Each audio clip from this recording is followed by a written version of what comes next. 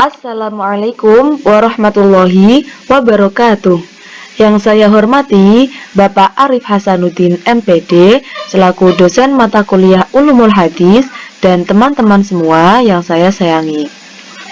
Video ini saya buat untuk memenuhi tugas mata kuliah Ulumul Hadis untuk presentasi materi sejarah perkembangan ilmu hadis. Untuk sejarah perkembangan ilmu hadis ini melalui beberapa tahapan dari masa Rasulullah, masa sahabat, masa tabi'in, sampai abad ke-4 Hijriah. Selama masa tahapan itu, ilmu hadis ini mengalami perkembangan. Dari yang semula hadis ada dasar-dasarnya saja, sampai ada ilmunya dan ada kitab-kitabnya. Baik, langsung saja. Di sini saya sebagai moderator untuk materi yang pertama akan disampaikan oleh teman kita Ahmad Ni'amullah yang akan menyampaikan dari masa Rasulullah sampai masa sahabat. Baik, terima kasih kepada moderator atas waktu yang diberikan kepada saya. Langsung saja di sini akan menjelaskan tentang perkembangan ilmu hadis yang pertama pada masa Rasulullah. Pada masa Rasulullah ada tiga besar ilmu hadis. Ilmu hadis sebenarnya sudah ada sejak masa Rasulullah atau secara awal Islam. Pada masa Nabi tidak dinyatakan adanya ilmu hadis, tetapi para peneliti hadis memperhatikan adanya tiga besar dalam Al-Quran dan Rasulullah. Pada Rasulullah SAW beberapa penelitian terhadap satu riwayat yang menjadi cikal bakal ilmu hadis, terutama hadis riwayat, dilakukan dengan cara yang sederhana sekali. Apabila seorang sahabat ragu-ragu menerima satu riwayat dari sahabat lainnya, maka ia segera menemui Rasulullah atau sahabat lain yang dapat dipercaya untuk mengkonfirmasikannya. Setelah itu ia barulah menerima dan mengamalkan hadis tersebut.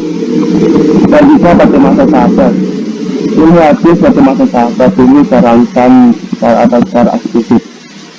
Di masa para sahabat, penelitian hadis yang menyangkut sanad atau matan hadis semakin menambahkan wujudnya.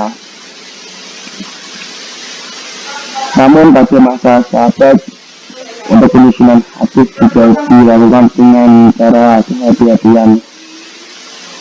Untuk matan juga tambah jelas pada para sahabat.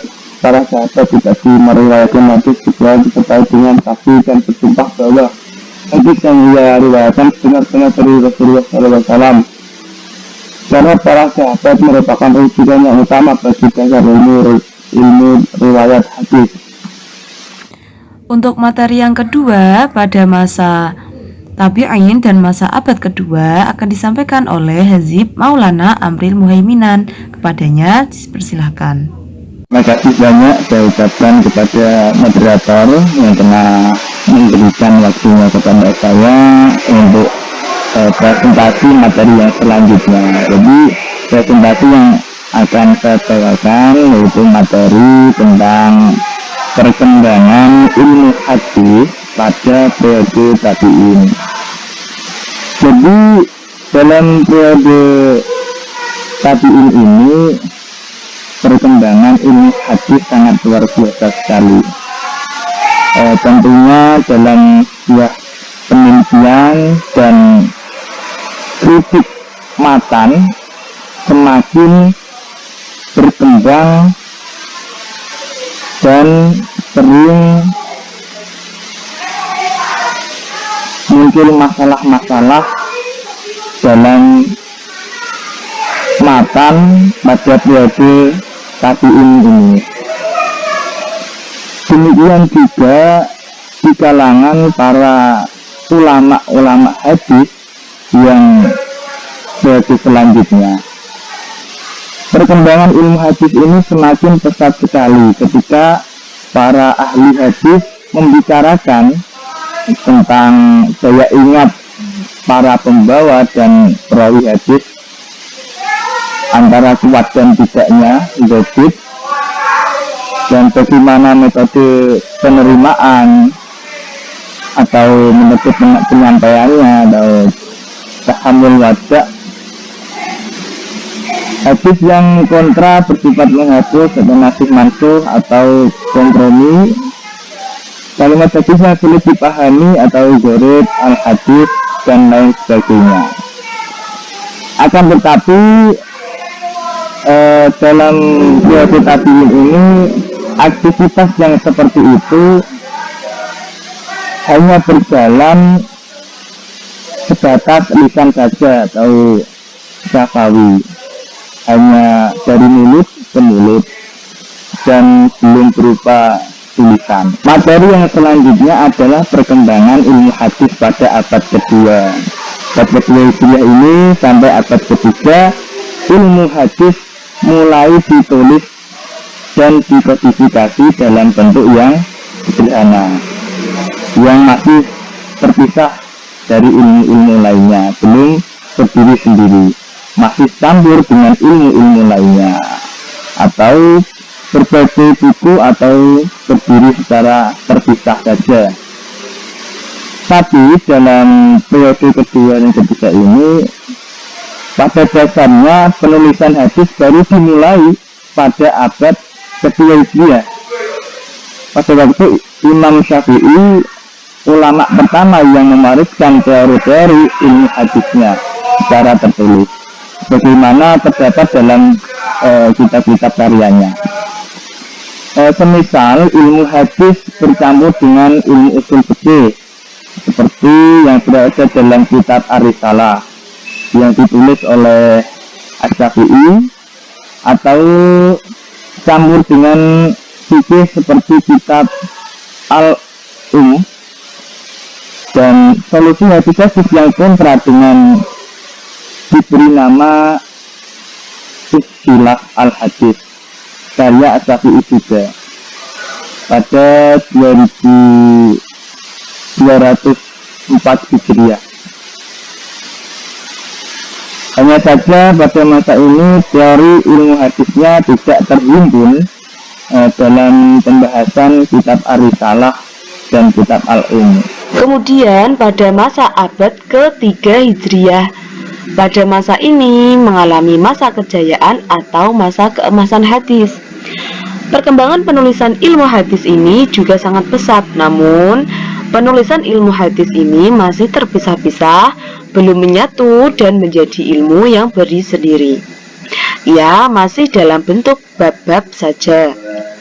Beliau, Mustafa As-Sibai, mengatakan orang yang pertama kali menulis ilmu hadis adalah Ali bin Al-Madani, Syekhnya Al-Bukhari, Muslim, dan Tirmidzi, tetapi masih dalam bentuk bab-bab saja.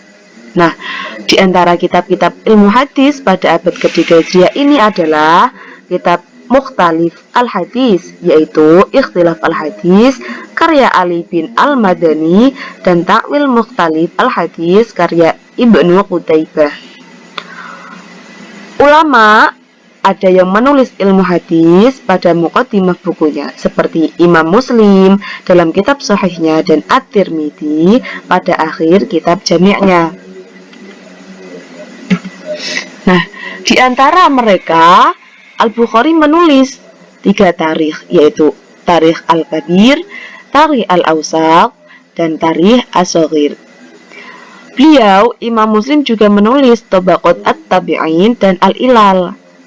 Beliau juga, At-Tirmidzi, juga menulis Al-Asma' Wal-Kuna' dan Kitabat Tawarikh. Ada juga Muhammad bin Sa'ad menulis At-Tabat Al-Kubra. Dan di antara mereka yang menulis secara khusus tentang periwayat yang lemah, seperti Ad-Du'afa ditulis oleh Al-Bukhari dan Ad-Du'afa ditulis oleh An-Nasa'i dan yang lain-lain. Nah, banyak sekali kitab-kitab ilmu hadis yang ditulis oleh para ulama abad ketiga Hijriah ini. Akan tetapi, buku-buku tersebut belum berdiri sendiri sebagai ilmu hadis. Ia hanya terdiri dari bab-babnya saja. Kemudian pada masa abad keempat Hijriah, nah, masa ini yaitu masa di mana mencapai puncak kematangan ilmu hadis itu berdiri sendiri, yang merupakan penggabungan dan penyempurnaan dari berbagai macam ilmu yang berkembang pada abad-abad sebelumnya secara terpisah dan berserakat. orang yang pertama kali memunculkan ilmu hadis yang berdiri sendiri dalam karyanya Al-Muhaddits Al-Fasil Bain Arwawi wa Al-Wa'i adalah Al-Qadhi Abu Muhammad Al-Hasan bin Abdurrahman bin Khalad Ar-Rahma Hurmuzi. Kemudian beliau diikuti oleh Al-Hakim Abdullah An-Naisaburani yang menulis Ma'rifat Ulumul Hadis, tetapi penulisan ini kurang sistematis. Beliau Al-Khatib Abu Bakar Al-Baghdadi juga menulis Al-Jami' Adab Asy-Syaikh wa Sami' dan kemudian diikuti oleh penulis-penulis yang lain. Nah, seperti itu sejarah perkembangan ilmu hadis dari masa Rasulullah sampai masa abad ke-4 Hijriah. Dari ilmu hadis yang masih pada dasar-dasarnya saja sampai terbuat kitab-kitab untuk memuat ilmu-ilmu hadis. Itu saja yang bisa kami sampaikan, semoga bermanfaat. Wassalamualaikum warahmatullahi wabarakatuh.